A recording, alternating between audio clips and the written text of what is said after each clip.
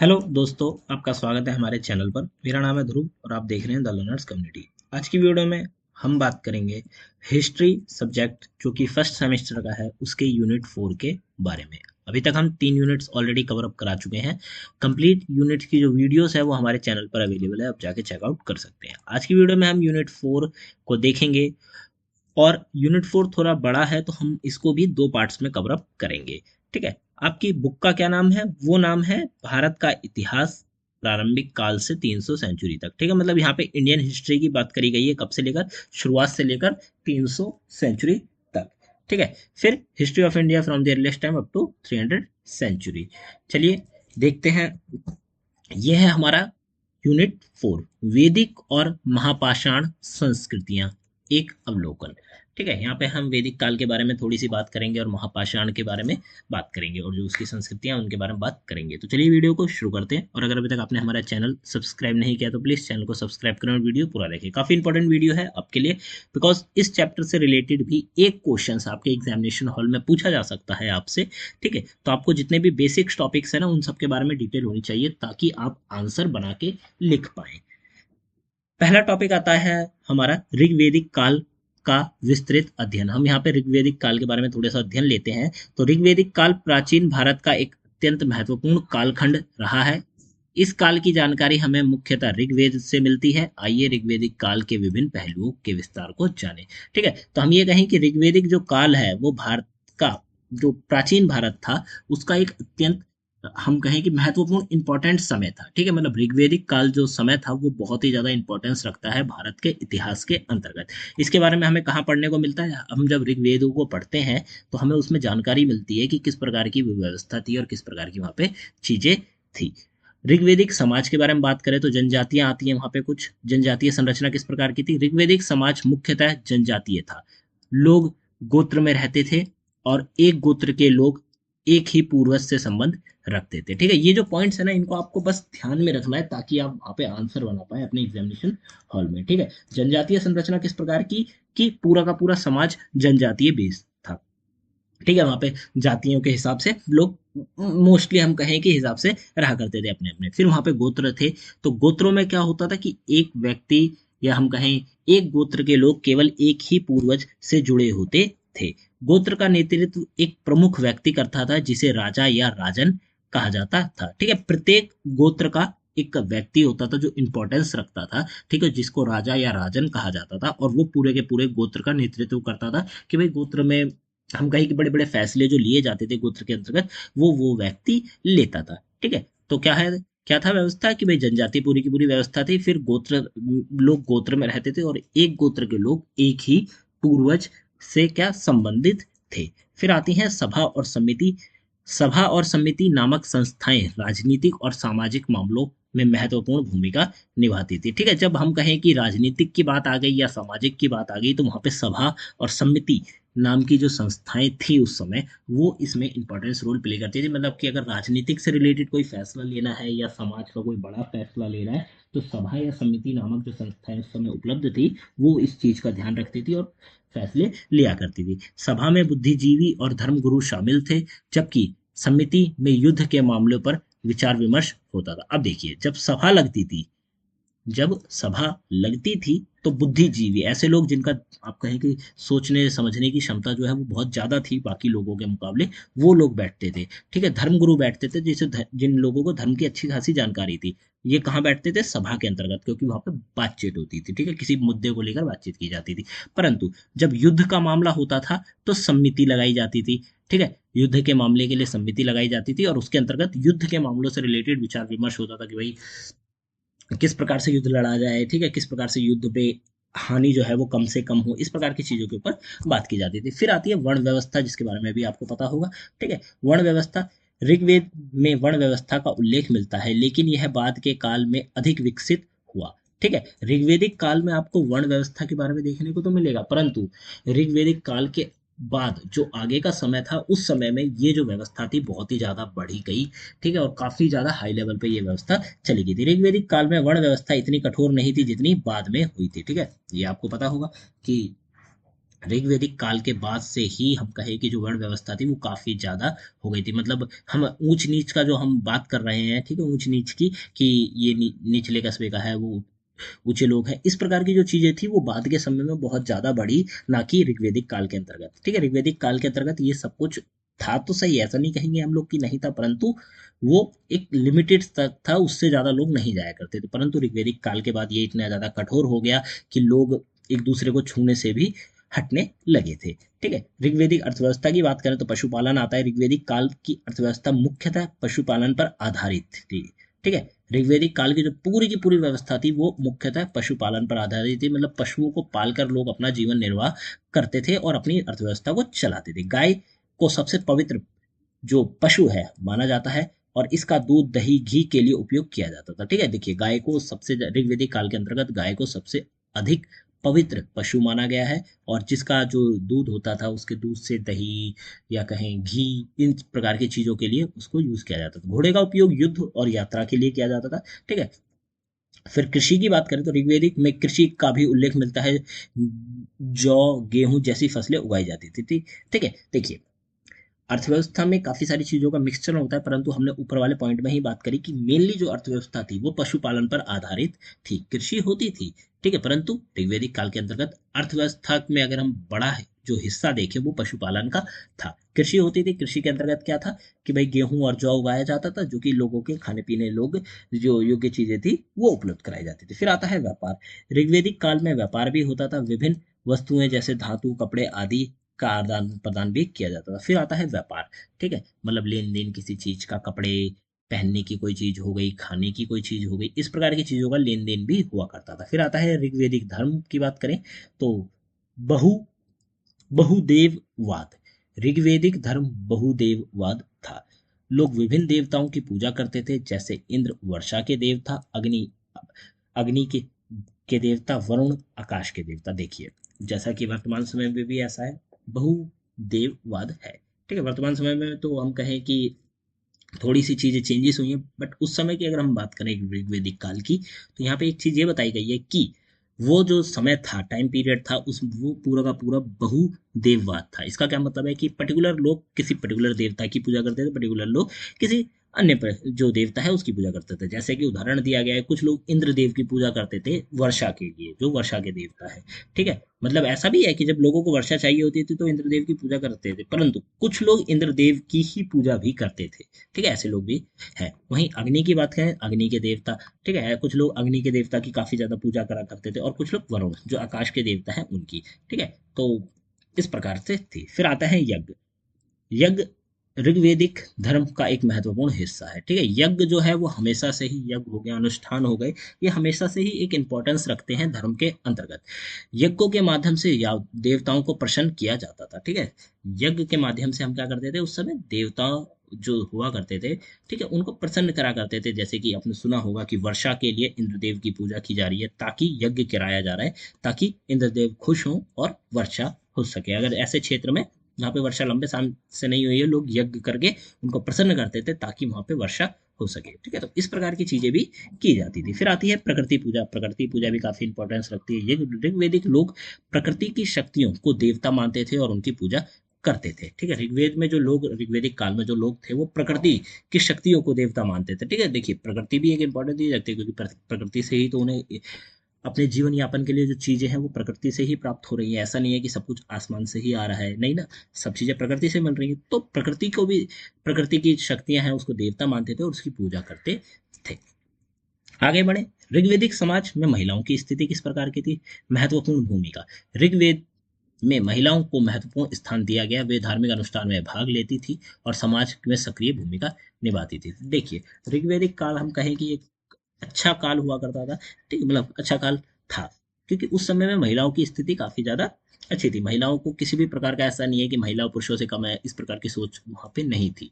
ठीक है, महिलाओं को अनुष्ठान हो गए, धर्म से रिलेटेड कोई पूजा पाठ हो गया, इन सब में महिलाओं को भाग लेने की पूरी आप कहें कि छूट थी, सुविधा थी। ठीक है, समाज में सक्रिय भूमिका थी। वो लोग, महिलाएं समाज में सक्रिय भूमिका, मतलब एक्टिव थी पूरी तरह से। ठीक है, पुरुषों के अकॉर्डिंग यह हो गया, पुरुष अपने काम कर रहे हैं, महिलाएं अपने काम कर रही हैं, कोई किसी से कम या ज्यादा नहीं है, परंतु महिलाओं की भी अच्छी स्थिति थी। ठीक है, विवाह की बात करें, विवाह को एक पवित्र बंधन माना जाता था और महिलाओं को विवाह के बाद पति के घर जाना होता था, जो कि व्यवस्था आज भी है कि महिलाओं, ये जो हम कहे कि शादी हो गई, ये एक पवित्र बंधन माना गया है, आज भी है। और उस समय भी इसकी पवित्रता थी और काफी अच्छी खासी थी, इसके बाद ही ये पवित्रता आगे समय में आई है। ठीक है, तो अब क्या है कि पवित्र बंधन माना जाता है और महिलाओं को विवाह के बाद अपने पति के घर जाना होता है, ये रीति रिवाज के अकॉर्डिंग है। फिर आता है समाज में भूमिका। कुछ महिलाएं समाज में सक्रिय भूमिका निभाती थी और वे सभाओं में भाग लेती थी। अब देखिए, ठीक है, सभाओं की यहाँ पे बात करी जा रही है, ठीक है, समितियों की नहीं, सभाओं की, जहाँ पे बुद्धिजीवी लोग बैठा करते थे। ठीक है, तो क्या बताया गया है कि ऐसी महिलाएं भी थी जो कि सक्रिय एक्टिवली समाज में काम करा करती थी, तो उनको सभाओं में भी बुलाया जाता था, वो सभाओं में अपने मन से भी भाग लेती थी, ताकि वहां पे जो बातचीत हो रही है वो अपना जो आप कहें कि पॉइंट ऑफ व्यू है, विचार है, उसको दे सके और बता सके। फिर आता है ऋग्वेदिक राज्य व्यवस्था की बात करें। राजा राजा का चुनाव युद्ध में उसके नेतृत्व के आधार पर होता था। ठीक है, राजा का चुनाव युद्ध में उसके नेतृत्व के आधार पर होता था। फिर राजा, अभी हम यहाँ राज्य व्यवस्था की बात कर रहे हैं कि राज्य व्यवस्था किस प्रकार चलाई जाती थी। तो जो राजा का चुनाव होता था युद्ध के में होता, तो वो उसके नेतृत्व के अकॉर्डिंग किया जाता था, मतलब नेतृत्व कर रहा है उसको राजा चुन लिया गया। ठीक है, सभा और समिति की बात करें। सभा और समिति नामक संस्थाएं राजा पर नियंत्रण रखती थी। अब देखिए, जो सभा और समिति है वो राजा के ऊपर नियंत्रण रखती है। आप पढ़ पा रहे हैं कि राजा पर नियंत्रण रखती है, ना कि राजा का उन पे नियंत्रण था। ठीक है, मतलब सभा और समिति राजा के ऊपर, आप कह सकते हैं कि वो लगा सकती हैं एक प्रकार से, कि भाई राजा गलत कर रहा है, इस प्रकार की चीजें उसे बता सकती हैं।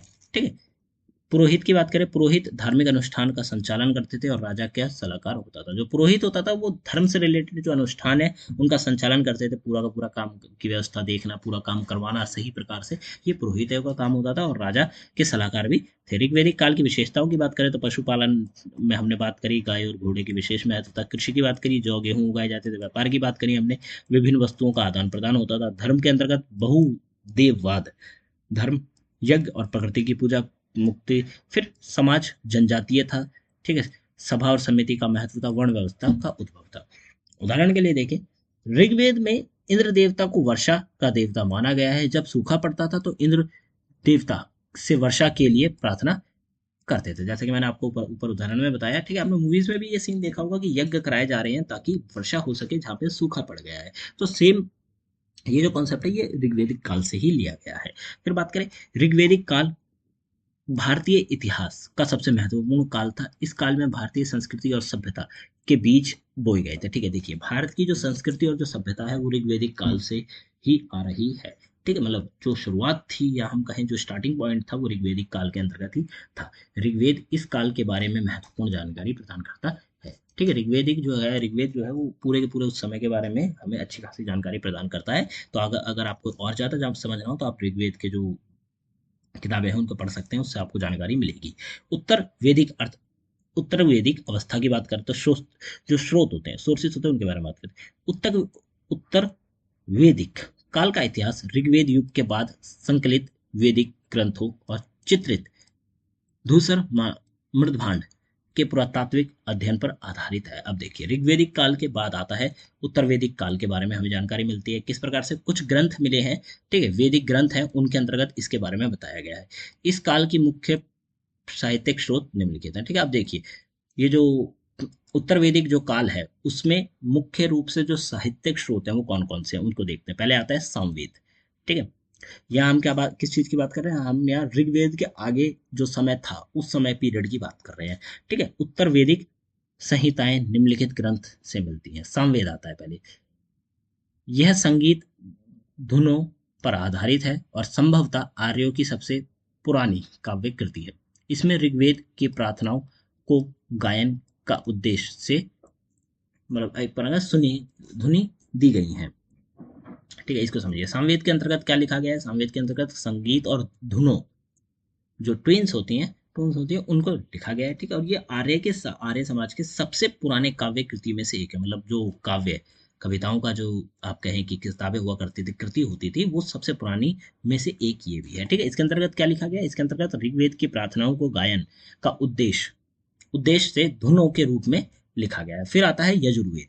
इसमें सूक्तों के साथ साथ अनेक अनुष्ठानों के लिए विस्तृत और जटिल सूत्र दिए गए हैं। ठीक है, यहाँ पे देखिए अनुष्ठान के लिए और जो हम कहें सूक्त होते हैं उनके लिए जटिल सूत्र दिए गए हैं। ठीक है, ये अनुष्ठान धार्मिक रिवाज और सामाजिक राजनीतिक पृष्ठभूमि को दर्शाते हैं। ठीक है, उस समय ऋग्वेदिक काल के अंतर्गत जो अनुष्ठान हुआ करते थे, ठीक है, उनको देखकर ये जो किताबें हैं या हम कहें ये जो ग्रंथ हैं ये लिखे गए हैं। ठीक है, और इस यजुर्वेद ग्रंथ के अंतर्गत अनुष्ठान से रिलेटेड काफी सारी चीजें जो जानकारी होती है, अनुष्ठान से रिलेटेड जो जानकारियां हैं वो उसमें दी गई हैं। फिर आते हैं अर्थवेद। ये वैदिक और अवैदिक संस्कृति का प्रतिनिधित्व करते हैं। इसमें तंत्र मंत्र तथा जादू टोने का वर्णन है। देखिए वेदों का भी है और अवैदिक भी है।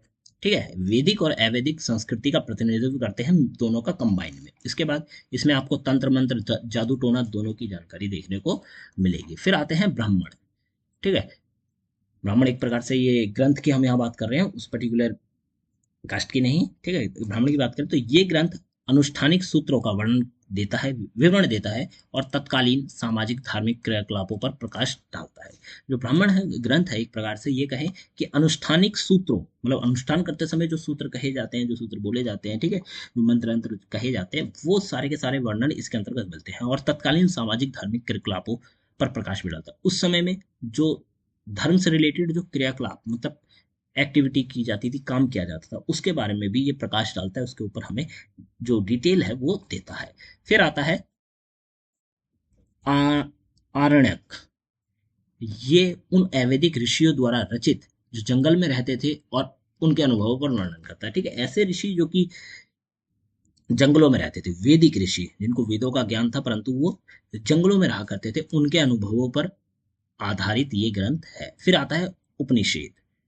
ये दार्शनिक विवेचना और विवादों का विश्लेषण करता है और उत्तर वैदिक आर्य के जीवन के तत्वों का वर्णन करता है। ठीक है, फिर आता है उपनिवेश। उपनिवेश जो उपनिषद है इसके अंतर्गत क्या बताया गया, ये दार्शनिक विवेचन और मतलब ऐसे लोग जिनका आप कहें कि सोचने समझने की समझता जो क्षमता थी वो काफी आगे तक थी, वो आगे की सोचते थे, दार्शनिक थे।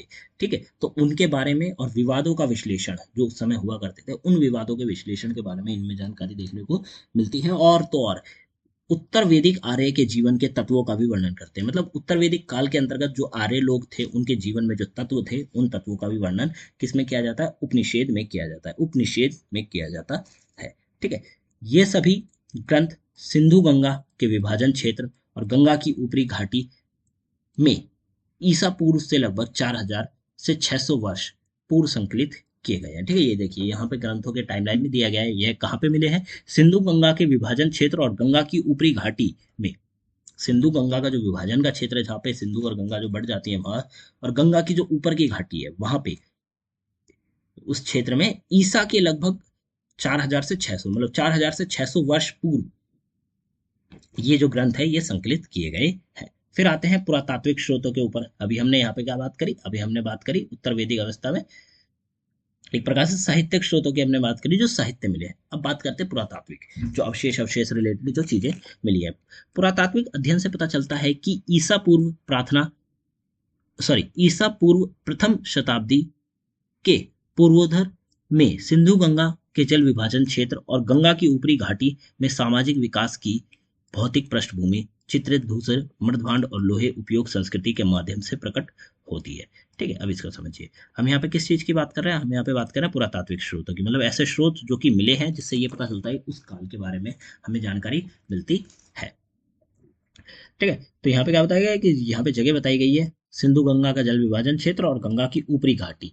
ठीक है, यहाँ पे पृष्ठभूमि चित्र धूसर मृदभांड और लोहे लोहे का उपयोग, धूसर मृदभांड जैसी जो संस्कृति है वो मिली है, उनके हम कहे अवशेष मिले हैं जिनके माध्यम से ये चीजें प्रकट होती है।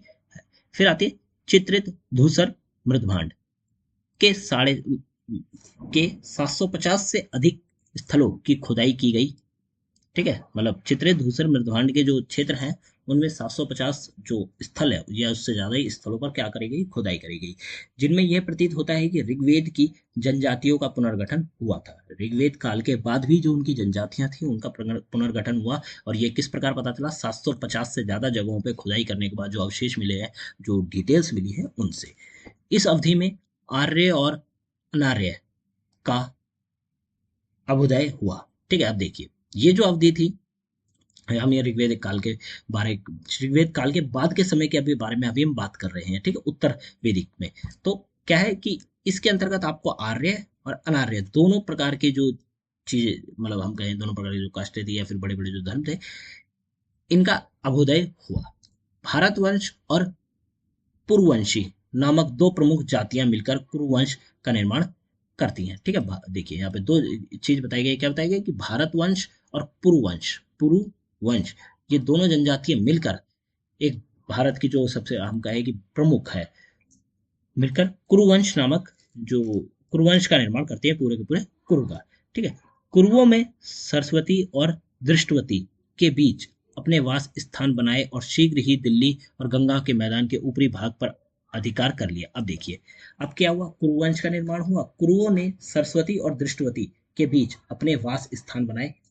सरस्वती और दृष्टवती जो क्षेत्र था उसके बीच में अपना रहने का जो स्थान है वो बनाया, और जल्द से जल्द ही उन लोगों ने क्या करा, शीघ्र ही दिल्ली और गंगा के जो मैदान थे, मैदान के ऊपरी भाग पर अधिकार कर लिया था। दिल्ली का जो ऊपरी भाग था और गंगा नदी का जो ऊपरी भाग था, उस क्षेत्रों में क्या कर लिया था, अपना अधिकार कर लिया था। बस कि एक प्रकार से वो वहां पे बसने लगे थे, तो ये हो गया कि ये इनका क्षेत्र है, ठीक है। यह क्षेत्र लोहा निर्मित हथियार और औजारों के लिए प्रसिद्ध हो गया। अब क्या हुआ, जब इन्होंने कब्जा कर लिया उसके बाद के समय में थोड़े से हम आगे आते हैं टाइमलाइन में, देखने को मिलता है कि ये जो क्षेत्र था ये लोहा निर्मित अधिक हथियार और औजारों के लिए प्रसिद्ध हो गया। ये जो क्षेत्र था यहाँ पे लोहे के हथियार बनाए जाने लगे, जिसके लिए ये क्षेत्र काफी फेमस हो गया, जो पुरातात्विक दृष्टि से जैविक और सुरक्षित साधनों पर आधारित एक घनी आबादी का संकेत देता है। अब इससे क्या पता चलता है कि जब ये क्षेत्र हथियार और औजारों के लिए जब प्रसिद्ध हो गया तो किस प्रकार हुआ, क्योंकि वहां पे लोग बसने लगे, जिसके साथ लोगों की संख्या, घनी आबादी में लोग बसे, ठीक है। अब ये से क्षेत्र भी सुरक्षित हो गया था, इसीलिए लोग बस भी रहे थे, अदरवाइज लोग वहां से चले जाते।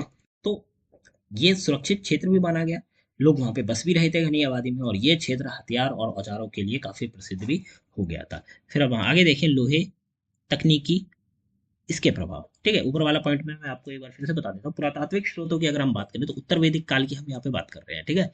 यहाँ पे हम किस चीज की बात कर रहे हैं, आप देख सकते हैं ऋग्वेदिक काल के बाद उत्तर वैदिक अवस्था, ठीक है, उत्तर वैदिक काल की बात कर रहे हैं। तो ऊपर हमें ये बड़े बड़े ग्रंथ देखने को मिलते हैं जो कि उत्तर वैदिक काल के बारे में हमें जानकारी देते हैं। नीचे आते हैं तो हमें पुरातात्विक स्रोतों के बारे में बात करनी होती है कि भाई ऐसे कौन कौन सी जगह मिली हैं, चीजें मिली हैं, जिससे ये पता चलता है कि उत्तर वैदिक मतलब ऋग्वेद के बाद का समय उत्तर वैदिक कहलाया, और वो क्यों कहलाया उसके बारे में हमें डिटेल देखने को मिलती है, ठीक है। 750 से अधिक जगहों पे खुदाई की गई, ठीक है। और यहाँ पे ये देखने को मिला कि हाँ, ऋग्वेद काल के बाद भी जो ऋग्वेद की जनजातियां थी उनका पुनर्गठन हुआ था। उसके बाद भारतवंश और कुरुवंश ने मिलकर एक कुरुवंश बहुत बड़ा समाज कहीं बनाया, ठीक है। और फिर कुरुओं ने क्या करा, सरस्वती और दृष्टवती जो क्षेत्र था वहां पे अपना बसावट शुरू करी। दिल्ली और गंगा के जो ऊपरी मैदान थे वहां पे उन्होंने अपना हिस्सा ले लिया, ठीक है, क्षेत्र पे बस गए थे।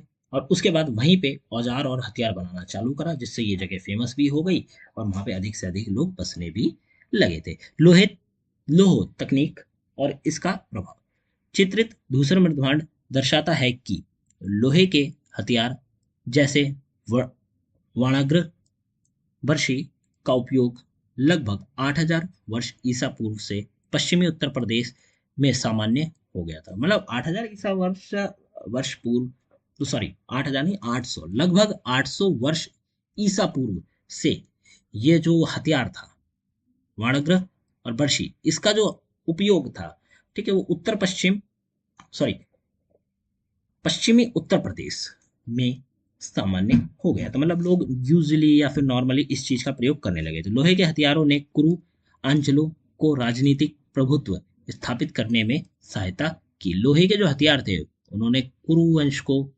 कुरु और आंचलों को राजनीतिक प्रभुत्व स्थापित, मतलब राजनीतिक रूप से अपना दबाव बनाए रखने में और स्थापित करने में काफी ज्यादा मदद करी थी। किन चीजों ने, हथियारों ने। उत्तर वैदिक काल में लोहे संबंधित जानकारी पूर्व उत्तर प्रदेश और बिहार में फैल गई। अब क्या हुआ, उत्तर वैदिक काल के अंतर्गत लोहे से रिलेटेड जो जानकारी थी, ठीक है, वो पूर्वी उत्तर प्रदेश और बिहार का जो क्षेत्र था उसमें फैल गई। शतपथ ब्राह्मण के अनुसार लोहा कृषक वर्ग की रीढ़ बन गया। अब क्या हुआ, फिर आगे देखने को मिला थोड़ा कि लोहा जो था वो कृषि वर्ग का रीढ़ बन गया था। मतलब कृषि वर्ग के लिए लोहा काफी ज्यादा इंपॉर्टेंस रखने लगा था।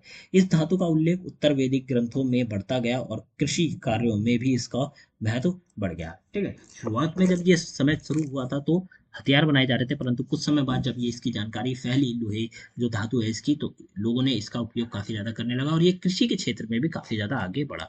फिर आता है उत्तर वैदिक अर्थव्यवस्था की। अगर हम बात करते हैं उत्तर वैदिक ग्रंथ में अध्ययन से पता चलता है कि लोग गेहूं, चावल, दाल आदि का उत्पादन करने लगे थे। ठीक है, उत्तर वैदिक जो काल है उसके अंतर्गत अर्थव्यवस्था को अगर हम देखें तो ग्रंथों को अगर आप पढ़ेंगे, जैसे जो हमने ऊपर ग्रंथों की बात करी, यहाँ पे ये रहे सामवेद, यजुर्वेद, अर्थवेद, ठीक है, ब्राह्मण, इन ग्रंथों को अगर आप पढ़ेंगे तो आपको देखने को मिलेगा कि लोगों ने गेहूं, चावल, दाल आदि जो खाने योग्य उत्पादन की चीजें थी वो करने लगे थे। ऐतरेय ब्राह्मण में चावल की कई किस्मों का उल्लेख मिलता है। ठीक है, जो हमने ऊपर ब्राह्मण मैंने आपको ग्रंथ बताया उसमें आप पढ़ेंगे तो आपको देखने को मिलेगा चावल की कई सारी किस्में, मतलब चावल के टाइप्स। चावल की खेती इस क्षेत्र में जलवृष्ट और जल जमाव की प्रचुरता का संकेत थी। ठीक है, देखिए आपको पता होगा कि चावल की खेती के लिए पानी की आवश्यकता होती है काफी ज्यादा। ठीक है, तो इससे पता चलता है कि जहाँ पे उत्तर वैदिक काल में जिस क्षेत्र में चावल उगाए जा रहे थे वहां पे या तो जल वृष्टि होता, मतलब काफी ज्यादा बरसता था, अदरवाइज जल का जमाव था, मतलब काफी ज्यादा जल वहां पे जमा होता था। इसीलिए वहां पे कृषि जो चावल की होती थी वो काफी इजिली कर ली जाती थी। कृषक समाज ने अपने भरण पोषण से अधिक उत्पादन करने की प्रवृत्ति दिखाई। अब देखिए, जो कृषक समाज था, जो कृषि समाज था, उसने अपने खाने योग्य से ज्यादा ही चीजों का जो उत्पादन है उसको करने में अपनी प्रवृत्ति दिखाई थी।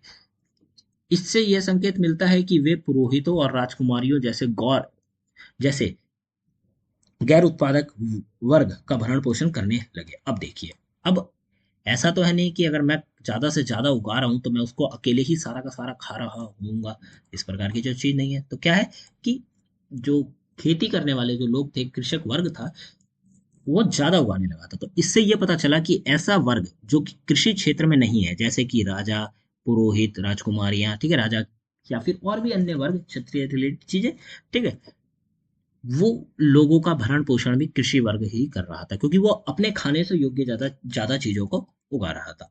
आर एस शर्मा के अनुसार यह कृषि अभी भी प्रारंभिक अवस्था में थी। ठीक है, मतलब ये जो हम बात कर रहे हैं उत्तर वैदिक काल की, अगर हम बात करें यहाँ पे, ठीक है, उत्तर वैदिक काल में जो कृषि थी वो अभी प्रारंभिक अवस्था में थी। ठीक है, उत्तर वैदिक काल में विभिन्न कलाओं और शिल्प का विकास हुआ। इस कला में तांबे और लोहे के औजारों का भंडार भंडार पाए गए। इससे ये बात संकेत देती है कि धातु कर्म में भी उन्नति हुई थी। ठीक है, जो उत्तर वैदिक काल था इसके अंतर्गत हम कहें कि एक प्रकार से जो शिल्प करने का और कलाओं, हाथों की जो कलाएं हैं, शिल्प कृति है, ठीक है, इन चीजों का विकास काफी ज्यादा हुआ, तो लोगों ने इन चीजों में भी काफी ज्यादा ध्यान दिया और आगे बढ़े ये लोग। ठीक है, उत्तर वैदिक समाज की अगर हम कुछ चीजों की बात कर ले तो उत्तर वैदिक समाज में कई महत्वपूर्ण परिवर्तन हुए। इस समाज में सामाजिक संरचना जटिल होती गई और जातियों के बीच भेदभाव की नींव पड़ी। यह मुख्यतः चार प्रमुख जातियां थी, ब्राह्मण, क्षत्रिय, वैश्य, शूद्र में विभाजित हो गए थे। देखिए, हमने ऊपर बात करी ऋग्वेद के अंतर्गत भी जातिवाद था, ठीक है, जाति व्यवस्था थी, परंतु इतनी ज्यादा नहीं थी। परंतु जब ऋग्वेद काल खत्म हुआ और उत्तर वैदिक काल चालू हुआ या शुरू हुआ, तो ये देखने को मिला कि उत्तर वैदिक काल के अंतर्गत ये चीजें काफी ज्यादा बढ़ गई थी। किस प्रकार से, इनको देखते हैं। ब्राह्मण के बारे में बात करें, ये धार्मिक और ज्ञान का केंद्र थे। उन्होंने यज्ञ, धार्मिक अनुष्ठान और शस्त्रों का शिक्षा दी। फिर क्षत्रियों की बात करें, ये शासक और योद्धा थे, मतलब शासन करते थे और योद्धा थे। उनका मुख्य कार्य समाज की रक्षा करना और शासन करना था। फिर आते हैं वैश्य, ये व्यापार और कृषि का उद्योग से जुड़े हुए थे। फिर आते हैं शूद्र, ये श्रमिक और सेवक वर्ग थे, इनका समाज में निम्न स्थिति दी गई थी। ठीक है, देखिए इस प्रकार की स्थितियों के बारे में बताया गया है। चार जो वर्ण होते थे, ठीक है, ब्राह्मण, क्षत्रिय, वैश्य और फिर शूद्र। तो ये जो वर्ण होते थे, ये ऋग्वेद काल के अंतर्गत, तो इनके अंतर्गत आप कहें कि ज्यादा ऊ- ऊंच नीच नहीं थी, परंतु आगे वाले समय में इसमें काफी ज्यादा चीजें देखने को मिली। समाज में जाति व्यवस्था के कारण प्रत्येक जाति की प्रमुख स्पष्ट रूप से निर्धारित की गई थी। ठीक है, भूमिका स्पष्ट रूप से निर्धारित की गई थी कि भाई इस जाति का व्यक्ति केवल यही काम करेगा, अन्य जाति का व्यक्ति अन्य काम करेगा, कोई भी मिक्स नहीं होगा। ठीक है, ऐसा नहीं है कि ब्राह्मण लोग क्षत्रियों का काम करने लगे या फिर क्षत्रिय वैश्यों का काम करने लगे थे, नहीं। ठीक है, ब्राह्मण लोग आप कहीं यज्ञ कराते थे, पूजा पाठ से रिलेटेड काम होता था। क्षत्रिय जो योद्धा थे वो अपना युद्ध जाते थे और शासन करते थे, वैश्य लोग कृषि करते थे और शूद्र लोग जो थे वो सेवा करते थे, वो निम्न वर्ग के लोग थे। फिर आते हैं सामाजिक परिवर्तन की बात करें, जनसंख्या में वृद्धि के साथ पेशेवर भूमिका की संख्या भी बढ़ी। जनसंख्या में वृद्धि के साथ पेशेवर समूह की भी बढ़ी, नए उद्योग और व्यवसायों का विकास हुआ, जिससे समाज में विभिन्न पेशे का स्थान सुनिश्चित हुआ। ठीक है, अब क्या हुआ कि जब जनसंख्या बढ़ने लगी तो लोगों ने नए नए पेशे या काम को चुनना शुरू करा। ठीक है, उससे नए नए पेशे शुरू भी हुए, काम भी शुरू हुए और अलग अलग प्रसार जो सुनिश्चित किया गया। फिर आता है महिलाओं की स्थिति में कुछ परिवर्तन आया, हालांकि अभी भी कई सीमाओं पर बंधन का सामना करती थी। ठीक है, मतलब हम कहें कि उत्तर वैदिक काल में महिलाओं के ऊपर जो स्थिति थी वो थोड़ी सी, हम कहें कि मतलब जो ऋग्वैदिक काल के अंतर्गत जो काफी अच्छी थी, उत्तर वैदिक काल के अंतर्गत वो स्थिति थोड़ी सी खराब होती चली गई। सामाजिक समारोह की बात करें तो समारोह और त्योहारों का आयोजन सामुदायिक समुदाय के एकीकरण में महत्वपूर्ण भूमिका निभाता था। ठीक है, पूरे समुदाय को एक साथ रखने में जो सबसे ज्यादा इंपॉर्टेंस रखती थी वो थी समारोह और त्योहार, मतलब सभी लोग एक साथ आते थे। ठीक है, एक साथ एक दूसरे के साथ मिलते जुलते थे, इस प्रकार की चीजें थी। यज्ञ और अनुष्ठान सामाजिक जीवन का अभिन्न हिस्सा बन गए थे, जिससे जातियों के बीच परस्पर संबंध बढ़े। ठीक है, अब क्या हुआ कि धर्म से रिलेटेड जो चीजें हो गई, यज्ञ हो गया, अनुष्ठान हो गए, ठीक है, ये लोगों के दैनिक जीवन का एक प्रमुख हिस्सा बन गए थे। लोग इससे काफी ज्यादा जुड़े हुए थे। ठीक है, और इसी के कारण लोग अन्य लोगों से भी जुड़े हुए थे। उत्तर वैदिक धर्म की अगर हम बात करें तो धार्मिक ग्रंथ आते हैं। तो उत्तर वैदिक धर्म में वैदिक परंपराओं का पालन करते हुए नए विचारों की अवस्थाओं को अपनाया गया। पहला आता है धार्मिक ग्रंथ। इस काल के प्रमुख धार्मिक ग्रंथों में उपनिषद, ब्राह्मण, अरायणक शामिल हुए। इन ग्रंथों में दार्शनिक चिंतन, धार्मिक अनुष्ठान, नैतिक मूल्य बताए गए हैं। ठीक है, जो अगर हम धार्मिक ग्रंथ की बात करते हैं उत्तर वैदिक काल में, तो उपनिषद हो गया, ब्राह्मण हो गया या अरायक हो गए, ये तीन जो ग्रंथ है इनको इंपॉर्टेंस दी गई क्योंकि इनमें क्या क्या बताया गया है।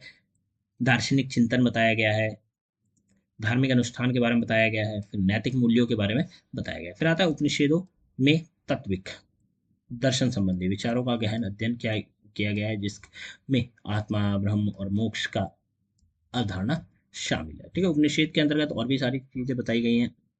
ठीक है, जिसके अंतर्गत आत्मा, ब्रह्म और मोक्ष के बारे में बताया गया है। फिर आते हैं यज्ञ और अनुष्ठान के बारे में, अगर हम थोड़ी सी बात करते हैं तो यज्ञ और अनुष्ठान का महत्व बड़ा है। ठीक है, उत्तर वैदिक काल के अंतर्गत यज्ञ और अनुष्ठान का महत्व बढ़ा। ये धार्मिक और सामाजिक जीवन का अभिन्न हिस्सा बन गए। यज्ञ में आहुतियां जो अर्पण किया जाता था, देने की प्रक्रिया और मंत्रों का उच्चारण किया जाता था। अब क्या हो गया कि यज्ञ करते समय आहुतियां दी जाती थी। ठीक है, अर्पण कोई चीज उसमें अर्पण की जाती थी, साथ ही साथ मंत्रों का भी उच्चारण काफी ज्यादा किया जाने लगा था। फिर देवता की बात करें तो उत्तर वैदिक काल में देवताओं की संख्या बढ़ी थी। अब देखिए, उत्तर ऋग्वैदिक काल के अंतर्गत देवताओं की संख्या में जो कमी थी वो उत्तर वैदिक काल के अंतर्गत बढ़ गई थी। विभिन्न क्षेत्रों और कार्यों के लिए नए देवताओं की पूजा शुरू हुई। ठीक है, अलग अलग कार्यों के लिए अलग अलग प्रकार के देवताओं की और नए देवताओं की जो पूजा थी वो उत्तर वैदिक काल के अंतर्गत शुरू हुई थी। इंद्र, अग्नि, वायु जैसे देवताओं के साथ साथ अन्य स्थानीय जनजातीय देवताओं की भी पूजा की जाने लगी थी। ठीक है, आगे देखें धार्मिक विविधता की अगर हम बात करें, देखिए हम यहाँ पे पॉइंट्स की बात कर रहे हैं। ठीक है, बात तो हम केवल उत्तर वैदिक धर्म की बात कर रहे हैं, पर धर्म से रिलेटेड जितनी भी चीजें हैं उनके बारे में हम बात कर रहे हैं। ठीक है, धार्मिक विविधता की बात करें तो विभिन्न विचारधाराओं और आस्थाओं का उदय हुआ, जिससे धर्म में विविधता आई। अब क्या था कि धार्मिक विविधता, अब हम ऋग्वेद काल से आगे आ चुके हैं उत्तर वैदिक काल के अंतर्गत। ठीक है, इस काल के अंतर्गत ये देखा गया कि लोगों की अपनी अपनी विचारधाराएं लोग बना रहे हैं, अपनी अपनी आस्थाएं बना रहे हैं, उदय हो रहा है। ठीक है, जैसे मैंने कोई विचारधारा बनाई, मेरी विचारधारा से कोई कुछ लोग, ग्रुप ऑफ पीपल्स जो है वो उससे हम कहें कि अट्रैक्ट हुए, उन्हें ठीक लगी तो उन लोग उससे जुड़े। तो क्या हुआ कि अब धर्म में विविधता आने लगी थी। तंत्र मंत्र और जादू टोने का उपयोग भी होने लगा था, विशेषकर अथर्ववेद में। ठीक है, आगे देखें गृहस्थ जीवन। गृहस्थ जीवन किस प्रकार का था? गृहस्थ जीवन को महत्वपूर्ण माना गया है और परिवार की समृद्धि के लिए अनुष्ठान और धार्मिक गतिविधियों का आयोजन किया गया। ठीक है, अब गृहस्थ जीवन को भी माना महत्वपूर्ण माना गया है, मतलब जो आप कहें कि एक व्यक्ति का पारिवारिक जीवन होता है उसको इंपॉर्टेंस दी गई और उसके लिए अनुष्ठान और धार्मिक गतिविधियों का भी आयोजन किया जाने लगा